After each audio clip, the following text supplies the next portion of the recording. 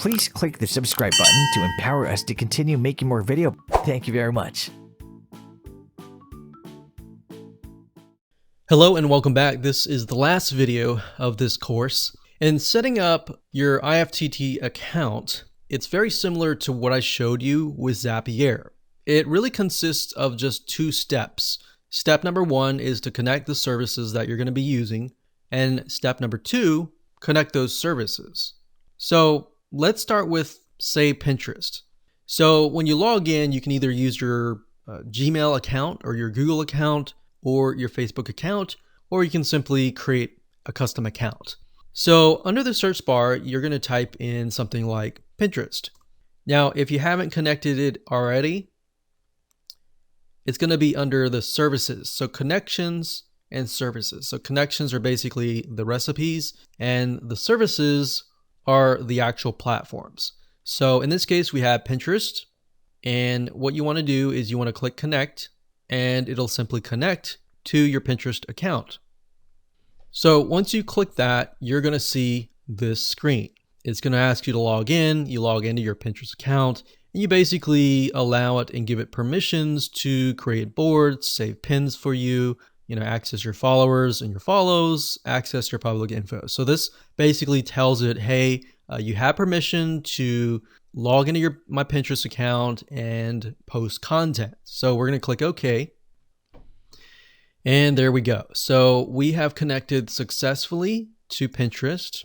And all you need to do is simply connect to the same YouTube, Instagram, Facebook, Twitter, and blog. So you do the same. You go to, let's say, for example, Pinterest to Instagram. So we got Pinterest to Instagram, Pinterest to Twitter, Pinterest to Facebook, and Pinterest to blog.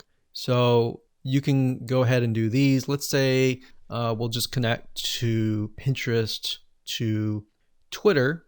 So we'll type in Twitter up at the top here. So in other words, don't set up your recipes just yet. Just focus on the services. So we click services, we scroll down, and we can see Twitter, Buffer, and more. So we just want Twitter, and then we'll click connect. And I went through the process, just logged in, authorized all of that, and connected my Twitter account. So now that we have Pinterest and Twitter connected, now what I want to do is just show you the simplicity of how to connect the two. So now what we can do is if you go under your account, you click on My Services, you get this page. So remember, we only had date and time, email digest, Facebook pages, and now we have Pinterest and we have Twitter. So I'm going to click on Pinterest, and now we can create recipes. So we can see here it's a connect to Pinterest and post to Facebook pages. Let's scroll down a bit. So these essentially can be triggers and actions. Okay, so up at the top, when you click on your account, you will see an option to create. So when you click account, create, you're going to get this page. Now, the reason why it's called Ifttt is because it stands for if this, then that. So if we refer back to the analogy that I gave you with the bucket of water, I said if I kick the bucket of water, which is this, if this, then the bucket of water spills over. So it's kind of like a cause and effect.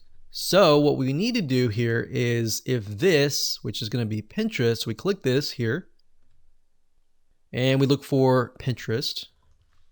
So we're going to click this here, and you can see that there are two triggers. One trigger is you like a pin or new pin on your board. Now, bear in mind that new pin on your board is not going to post the previous content. So if you have content from a month ago, it's not going to post that onto Twitter. It's only going to post the content from here on out. Now, there's a little trick. If you want to post content that you posted last week, before you set up this automation, you can use something like you like a pin. So if you say you like a pin and then it gets posted to Twitter, you can then go back to the previous content and simply like those pins.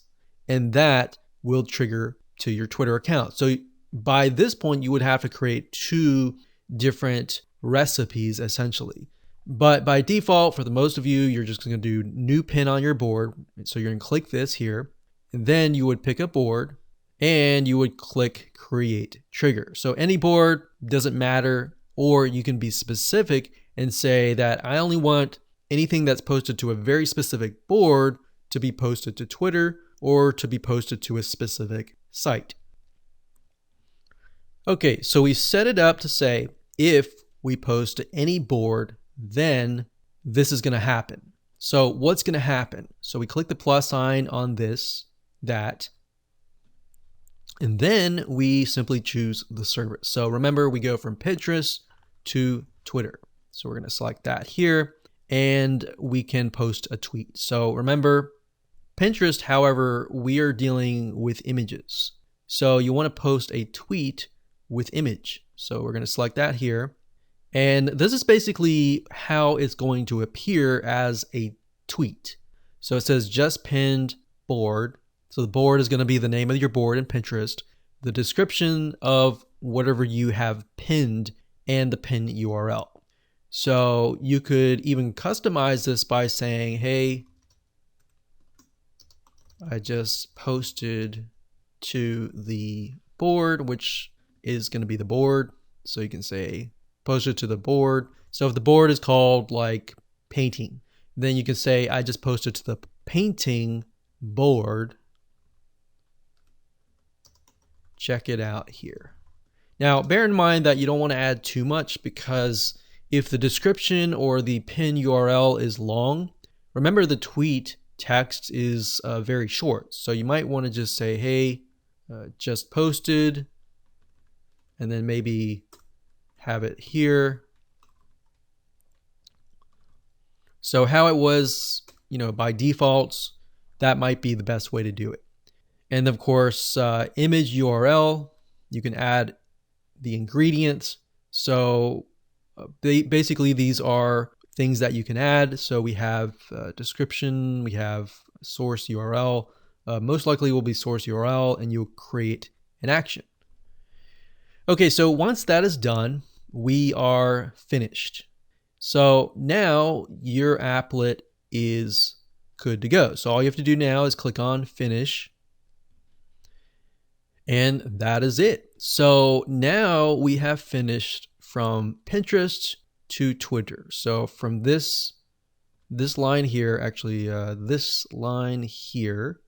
So you might want to create a system and say, okay, anything that has been completed, I'm going to turn it into a specific color. And you want to make sure that color that you choose is something that you don't have at all already. So maybe a light gray color like that, so I can see it very vaguely, but not too dark. Maybe something like this, so we can see it, but we can see that it has been completed. So this is why we have the visual map, so we can refer back to it. So we can say, okay, we completed this. The next thing to do is create an applet for Pinterest to Facebook. Once we're done with that, we can simply turn that into gray, and we can see what's left. Pinterest to blog. Once we set that up, we can turn that to gray, and we can see what's left. This is the reason why we have the visual map, because a lot of times most people quit 75% through, and all they have to do is finish that 25%. So this is going to help you and catapult you and move you forward to the 100% and the finish line. So I hope you enjoyed this video course as much as I enjoyed teaching you, and make sure that you follow the steps step by step. And as you can see, this is the end result. Please click the subscribe button to empower us to continue making more videos. Thank you very much.